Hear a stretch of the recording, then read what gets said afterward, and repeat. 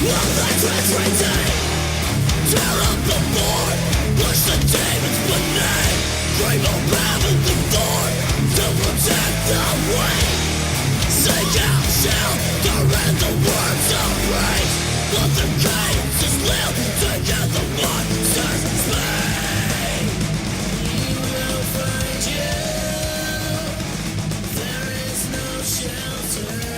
it going there, folks?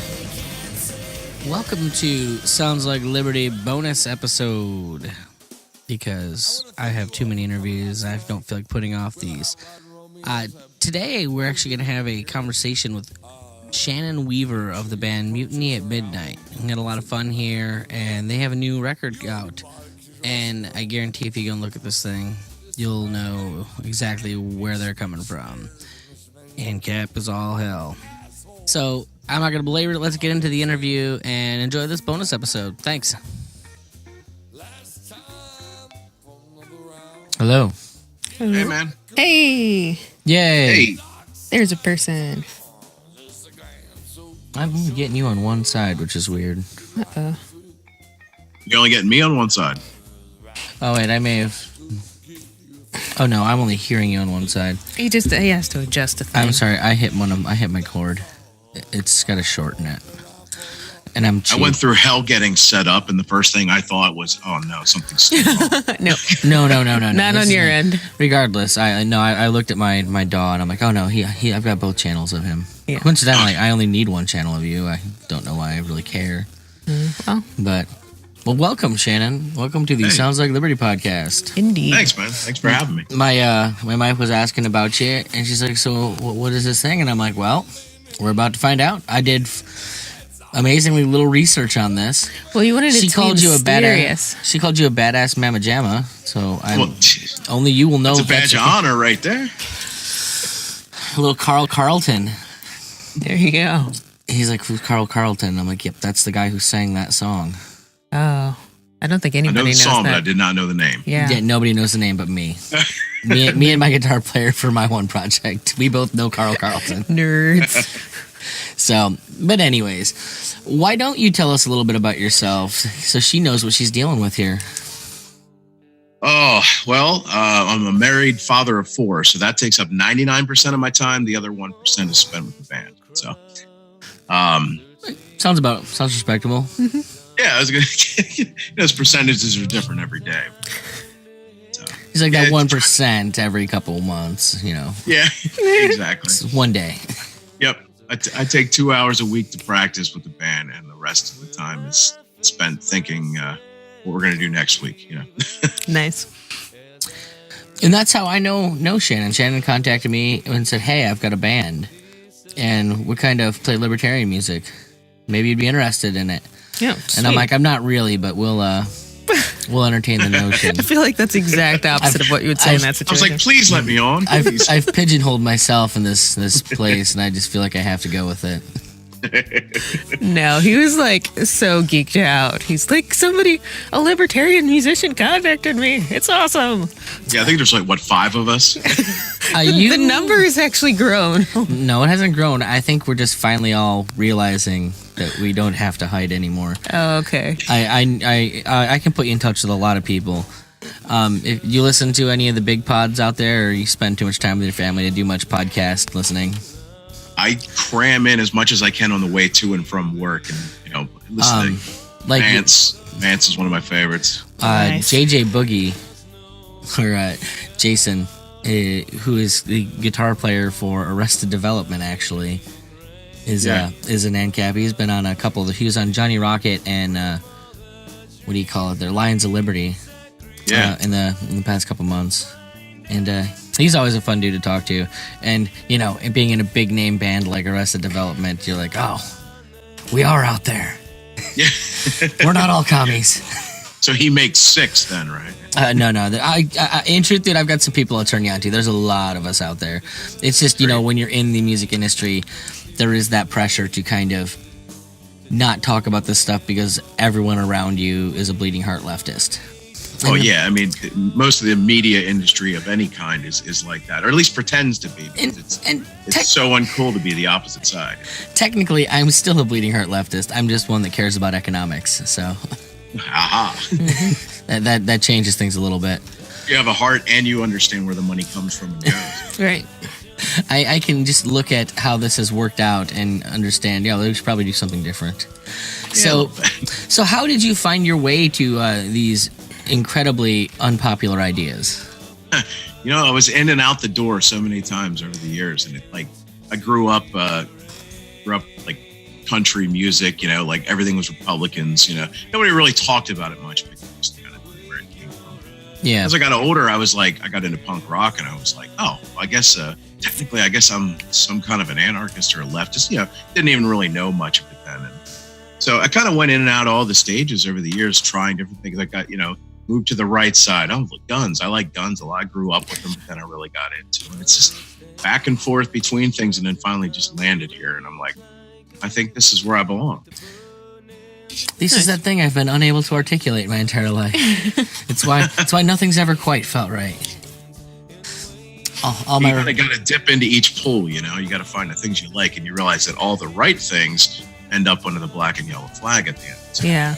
Well, I feel like there's some value in that, because then you actually have a clue what they're talking about when they're talking about stuff, if you've been there. Yeah, instead of just picking a platform and saying, well, I guess I agree with everything on this side of the line. It's when you come to it naturally, it seems you feel more comfortable in it. You don't feel forced. And you're not as afraid to question yourself on things, I think, which is great, because a lot of people will not allow anyone to question them or even question themselves on their beliefs. They're like, I'm dead set the way it is. But when you're principled, you constantly have to question it and make sure that you're updating it for, what you're learning and how the world's changing. You can't apply one thing to all of it. Well, I know in particular my own personal experiences, the thing like with libertarians, like I will tell people I'm definitely like a leftist culturally for sure. Yeah. But and I have wildly different politics than a lot of the people, like I say, Tom Woods and me probably wouldn't end up in the same Hoppian state, we'll just say. but as long as we're all coming at this from first principles, even if we disagree, we still have you're respecting the principles, and maybe you don't see them the way I do, but perhaps if you give it enough thought, you will eventually. Well, and as long as force isn't involved, none of that really matters, because we'll leave each other alone unless we ask for the other person to give their input or be there. That's the nice thing about it. And I feel like you get a lot more questions out of libertarians. They just are asking like so much. So, right on. So you've definitely made some rounds musically. Spent some time in the punk rock scene. You have an interest in country, at least. That's always fascinating. I think I grew up in the 90s, so like I had to like country. I grew up in like the heyday of Garth Brooks. Yeah. I don't know if I could listen to any of that now, but I mean, it's all there. The one that sticks with me is Dwight Yoakam. Dwight Yoakam never gets old to me.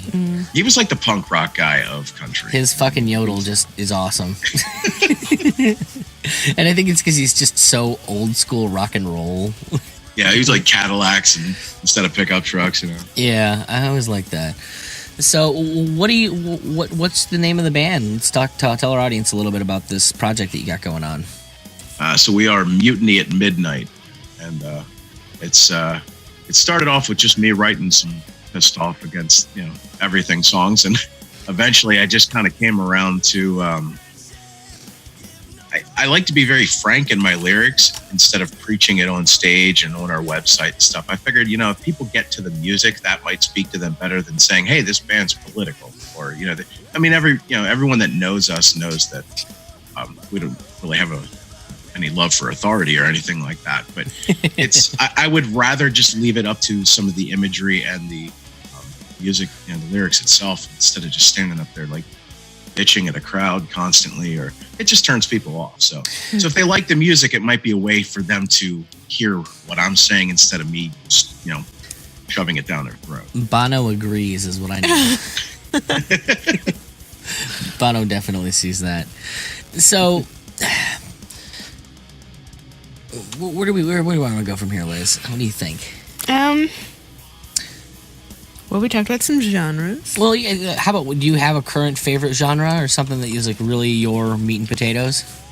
It's like I grew up, like I said, I grew up with punk, and after a while, I kind of settled into like hard Southern rock, like COC, Down, things like that. It's finding, metal with a groove in it. And then I used to listen to really, really heavy stuff. And then over time, I just kind of like, just happier listening to hard rock. And that's kind of musically where we are. We're just hard rock. And I like good dick swinging music, That's definitely what Down is. Oh, okay. Oh, yeah, right definitely. Yeah, it's got a lot of groove behind it. Mm-hmm. So, all right. Now, I guess the question I'd like to ask is, you talk about the politics in your music. Yeah. How do you feel like do you guys play out live a lot? Have you been part of a music scene, and how has that been given your politics, if you have? Well, over the past year, we've been playing out. Hit a couple clubs and a couple bars over the past year. Well received. It's like I said, we're not super heavy. We're not really light. So we kind of appeal to a larger audience. Like more people can enjoy us instead of like a niche, because we're just hard rock. And, I think one of the things that's worked for us is being able to play to a whole room of people, because you get stuck playing with bands that you sound absolutely nothing like. And it's nice to actually capture the ears of some of their crowd, which has been great for us. But I love the small bar shows where we all pack into a small bar and just play. Like our first show, we played a 1 hour set. We played every song we had at the time and just got in there and played in this tiny bar. And we were literally face to face with the crowd. It was great. They moved the tables out of the way and just set everybody up. And that's like so old school. That's just the way it should be done. And then just the other week we played at the Chameleon Club in Lancaster, Pennsylvania. And that's, light, they have the whole light show, the high end sound, and a totally different environment, but it's cool to get out to both of them. And it's been nice to experience both of them. Well, if you don't mind me asking, you're talking Lancaster, P. Where are you guys out of? Middletown, where I can actually literally see the plumes of TMI out my front window. Oh, there you go. I grew up in upstate New York, outside of like Olean, Jamestown area, and so I wasn't terribly far away from that neck of the woods. No, I'm a couple minutes away from Hershey, and everybody knows Hershey. Oh yeah. So we're right near the Capitol in Harrisburg. So. Nice. So. One of my favorite questions to ask especially when we have musicians on, because I find they tend to have like a lot of these. But is there a moment in your life that you kind of feel like you have an inextricable link to a song, something that just sits in there, like you think back to when you were 20 and this is the soundtrack to that era kind of thing? Yeah, and it's funny because I was a teenager in the band Life of Agony. It just kind of popped its head up, and a friend of mine got a hold of a demo of theirs. And then shortly after, the album River Runs Red came out, and we were just blown away because no one sounded like this. And it was just like, they were supposed to be a New York hardcore band, but there was no growl to it. It was just good, solid, heavy music. And that was one of the things that was a turning point for me, because I heard a band do something that no one else was doing. And I think after really getting into that album, we used to listen to that album a couple times a day, every single day. It was just a staple. And that was one of those things that just kind of really leaned me towards not trying to fit a genre or anything like that, and just play what you like to play. And that's one thing that band's always done. And there's stuff that they've done that I do not like, but yeah, it was that album, their opener was killer. It was amazing. That was one of the moments where I can think back to when I first heard it. I was like, switch flipped, and it's like changed directions. Nice. It reminds me, one of my favorite things to point out about punk bands and why I like them is that largely they never push the envelope. And so if I like their first album, chances are I'm going to like the next 10 because it's the same album rehashed. Yeah, that's for sure. It's like that first NoFX record sounds eerily similar to the most recent NoFX record. Yeah, definitely. Glad I like it. It just seems like when they change ideas is usually when I start getting thrown off. Like I can take a musical change and see what they're capable of. But yeah, it seems like when their whole attitude and mood changes, and even like with, even just sometimes the way they act off stage, it can turn you off to it. It's nice when a band stays who they are the whole way through, and it's a lot easier to be a fan. And I do love. I love being a fan of music. Yeah, me too. So, what do you think, Liz? What's next? Well, Liz is the keeper of the questions. Oh, am I? Yeah. All right, right on. I've spent too much time around music to remember anything anymore. Do you have a favorite live performance that you've done, or that you've been to a live show and it was just like boom? Well, shows that I've been to, I think I've been to like some outdoor shows over the years, and those always seem to be the best. We went to some friends and I went to Warped Tour, and I think it was '97. Oh, Saw man. Sick of It All, Social Distortion, and Snapcase in the same day. That was a good day. I recall. It was like it never happened again like that. You know, it was just like to see Social Distortion and Sick of It All, and like I said, Snapcase was one we grew up with too. All in the same day. It was insane. The early '90s Warped Tours were something special. Yes. Yeah. I remember my The first roster was so much different than it is now. I remember my first time in a pit was Bouncing Souls, and oh yeah, and it was wild. I saw them recently, actually. They're a band who definitely has changed over the years. They've kind of become less punk and more musical, but they're still doing their own thing, and they still sound like the Bouncing Souls fundamentally. Yeah, they have a sound that sticks with it. Even though the style kind of changed, they still sound like I think they just sound like Jersey. I think that's what that sound is. There you go. Oh, you guys are from New Jersey, aren't you? Yeah. I get it. So, all right, keeper of the questions. What do we got? We're zipping through them. We zipping through them all? So we could kind of, take some time and Should talk about... I answer slower? No, you're good. Because usually... No, in truth, I have a show that I have to get to after our recording today, so... but we usually ask if you could have people go out and get 5 albums, like that they just need to have experienced in their lives. They don't necessarily have to be like your favorites or in any particular order. What would those 5 be and why? Well, I think one of the first albums that ever changed me was Appetite for Destruction. And I was in 4th grade, and I heard this. And I tell you what, it was like, that was such an early eye-opener for me. So that would definitely be one of them. Like The River Runs Red would definitely be one. Life of Agony. I think Offspring Smash. That's always been a favorite of mine, and I think that's an album a lot of people can like. I feel like that's the first Offsprings we've had in the top 5, and that's surprising. To me. But if it was going to be in the top 5, that was going to be the record. I remember. Absolutely. I remember the moment I heard Self Esteem for the first time. Oh, yeah. If I wasn't a disgruntled teenager before that, I was at that exact moment. Exactly, yeah. Just like, oh, wait, that's right. I really leaned hard into that nobody likes me and my life is shitty. That's awesome. I tell you, another one that changed me in high school that I would put on this list would be Clutch's Self-Titled. Oh, nice. Well, Clutch they're their own thing, even when they're not the same band, because they've had so many iterations of sound. They have. You could play the early shit, you could play the new one, and it's like, I think the same band, but it is, if you know them, if you've been around the whole time, or listen to the catalog, like you can definitely hear that it's the same band underneath there, but they've changed so much. But that album was like, that was a game changer, because they started doing something no one else was doing, So that would definitely be on my list. Nice. How many did you got? That is 4. That's 4. Yes. I'll throw an oddball in here. Chevelle's This Type of Thinking. Oh, wait. That was another one that came along, and it was, their first album had a lot of the same sound to it. Yeah. There was something about this album, the songwriting matured. There was something special about that one. Let me just ask, just for kicks, what is Chevelle's first album that you're talking about there? Not the Point One. I would say I usually call that, but that is technically their first album. But you mean Chevelle had an album other than Red? Yes, they have some other stuff out there. Yeah, I think the debut album, which unfortunately the name escapes me right now. I cannot. Okay, I was just wondering because, most people don't know anything before Red.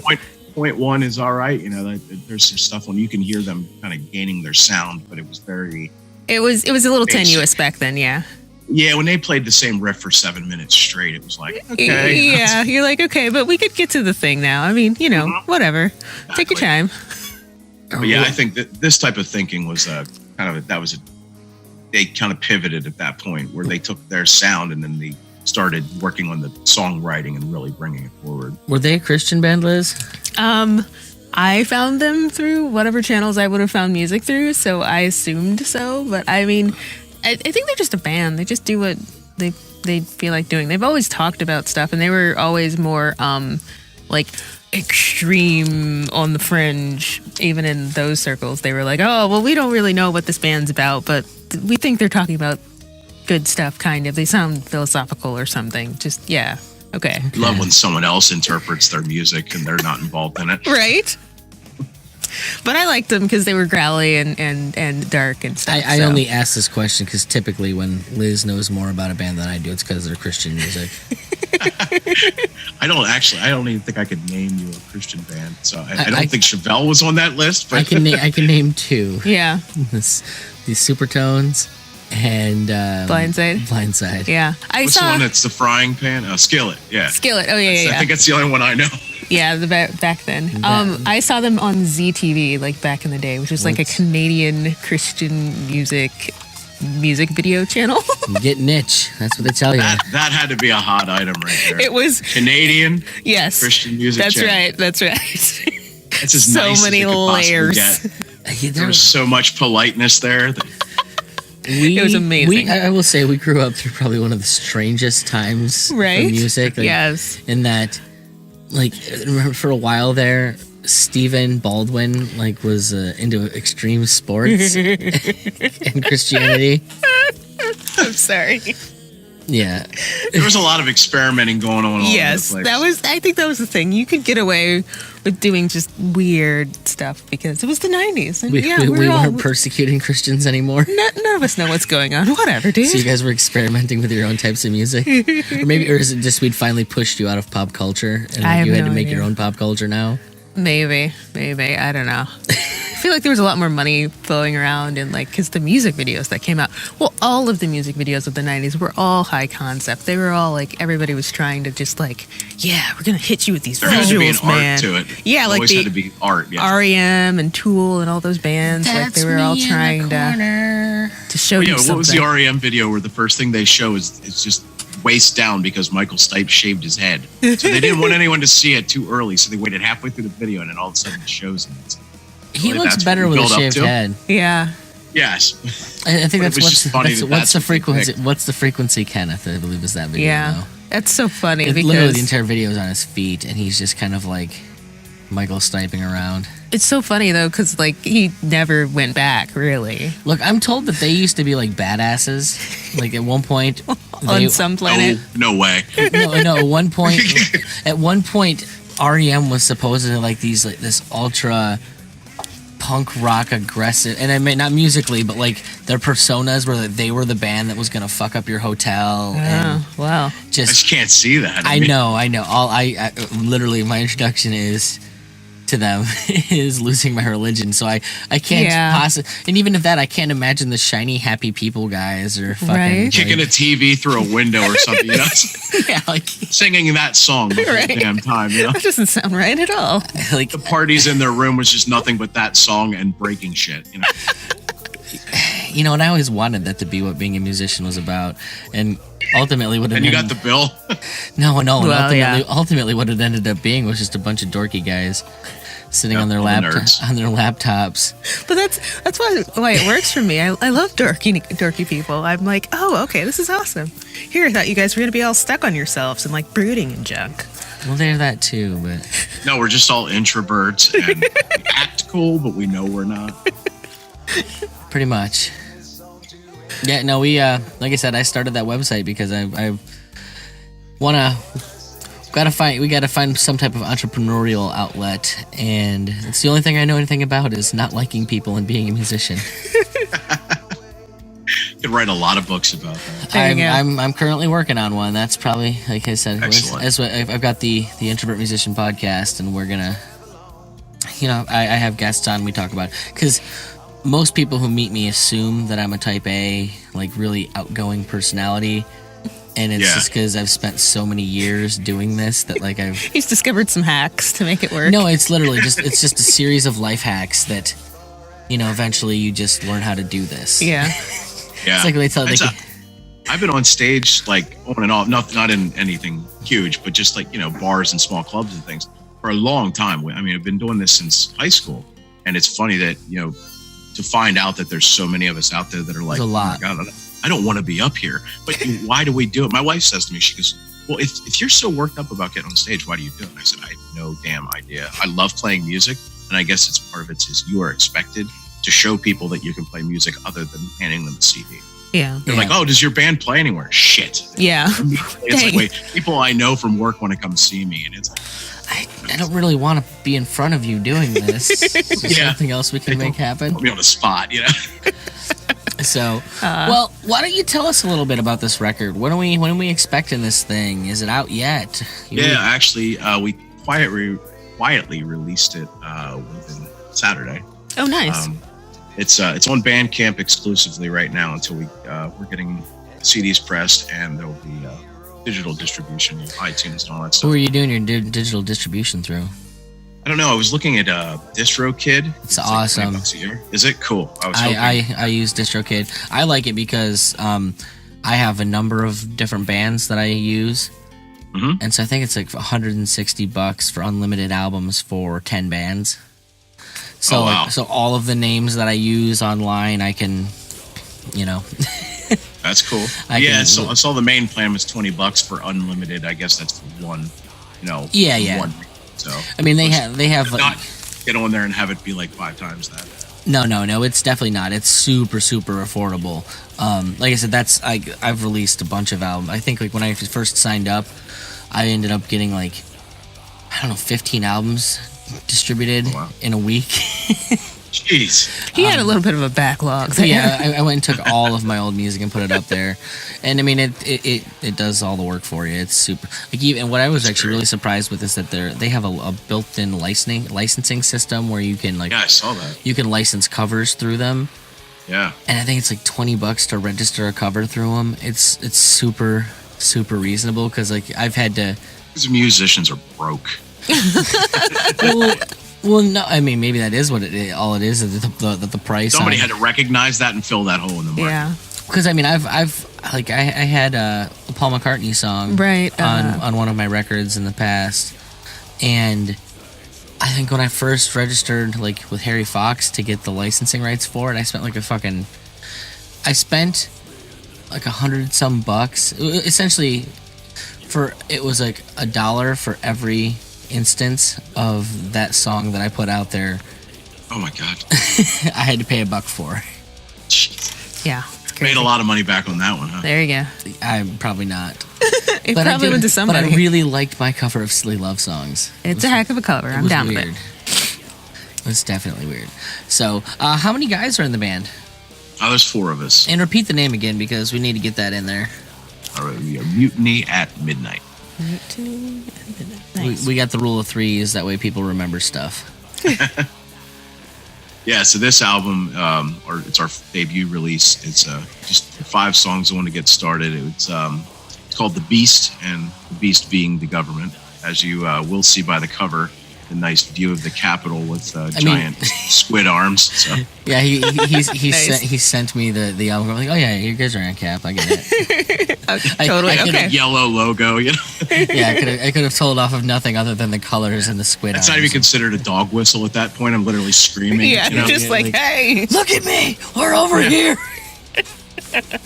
Yep, pretty much. That's awesome. Which I feel like. So I'm the ANCAP of the band. The rest of the guys are kind of like our drummer. He's getting closer to me when he started hating taxes, and I was like, oh, cool, we're getting closer, Yeah. Well, but I'm the since I'm the one who writes the lyrics and has to sing them. They're usually all anti-government. I've said for a long time that all we have to do is find that exact moment that every teenage kid gets their first paycheck and be there at that moment.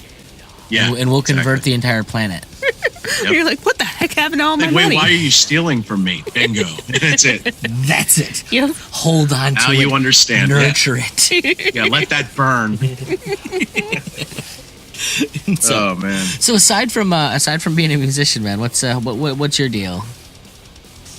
You said you're a family man. I was gonna say he's Yeah. got a lot of kids. That's kind I of do. your Liz, deal. he doesn't have a lot of kids because I grew up in a with 4 kids. Oh, you're like that's not a lot. That's normal. Come on. Yeah, we have 4, so 2 are already adults, and 1's almost there, and 1's only 5. So he's the one I can't keep up with. Adults, man, Jesus. Yeah, When did yeah. you, Unfortunately, I'm almost 40, man. Me too. I don't got adult kids. I'll tell you that much. You must have started working early. Yeah, I did.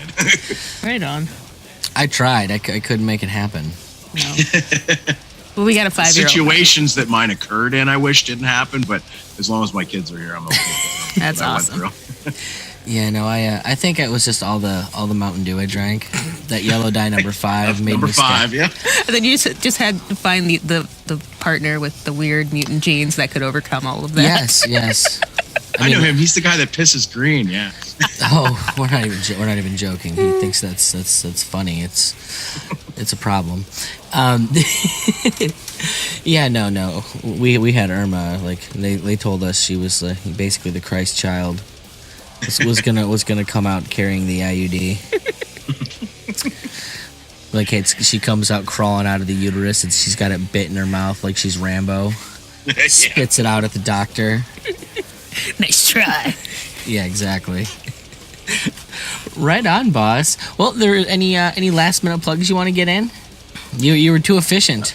Would love to have talked. Sorry about I would have that, loved to man. have talked to you longer, but That's man, not you a just bad got thing. it in there. Yeah, John- I guess just you can. I mean, we're on Facebook. Like I said, the new EP is on Bandcamp. You just type in Mutiny at Midnight. I think it's .bandcamp.com. Nice. Dude. We're on Instagram. We post dumb Dude, shit seriously, once you've got you didn't just go spend the $12 and buy mutinyatmidnight.com. in a while. No, absolutely not. Because I may just go spend the $12 for you and have it redirect. It's I only- didn't get that. I literally just put it up, so I don't know. We may end up with- Clearly, he doesn't listen to Tom Woods. That's all we know. Oh well. Because if he listened we to should Tom put Woods, the Bluehost, right? Yeah. Right. Well, I wouldn't have said Bluehost. Not if you want to have like a good website, but Okay. you can get your hosting through Google and just redirect it to Bandcamp. My Go With The Fro Records label. That's all I do. I own GoWithTheFroRecords.com, and it redirects to the Bandcamp page. Nice. And it's like for I'm starting to feel old now. There's like the internet used to be simple, like when we had MySpace, and then everything changed. well, no, but now that we can all register our own domain names, it's way simpler because you just say you just say yourthing.com and then it goes there. I do miss Tom though. Whatever happened to Tom What do you mean, Tom? from MySpace? He was everybody's friend. I don't know that Tom was. He was everybody's always friend. there. Right. I wonder. Tom Anderson, right? I think that's what it was. Is he the asshole that runs Twitter now? Oh God. Is he the asshole that runs Facebook? No, definitely not. That's totally different asshole. Right. That guy really showed his hand. Dude, I swear to God, he's a robot, man. I hope he's a robot. That makes more sense. One day the head just tilts and wires start popping out. It's like, okay, it makes sense. Here we go. That's like, wait, is he like? You know what I bet he is, Liz? I bet he is the like reproduction of Hillary Clinton. Like the creature that she is, like split at some point and became 2 beings, and he's one of them. I'm not sure how that one makes sense, but It's it a would make a conspiracy good I'm fanfic. starting right now. How high are you? Not high enough. All right. Not high enough. Those are high thoughts right there. That's exactly what that is. Well, high thoughts are crazy thoughts, and I'm definitely not all well. So, all right, boss. Well, hey, it's been a lot of fun talking to you. Yeah, and, definitely. And we will be in touch. I'll let you know when this goes live. I actually might do this as a bonus release. yeah, that would be sweet. Ooh. Just to get it out there. Yeah, especially since the album's out. I mean, you Yeah. know, Bandcamp's like Yeah. our jam. Thank you Because I'm very going to be much. honest, I've got like interviews like already recorded up through June. and I don't want to wait that long. So we'll probably send out a special dispatch. So, all right. Yes. Well, it's been awesome talking to you, Shannon. You have yourself a good Sunday, man. Thanks, you too. See you guys. Thanks. Bye.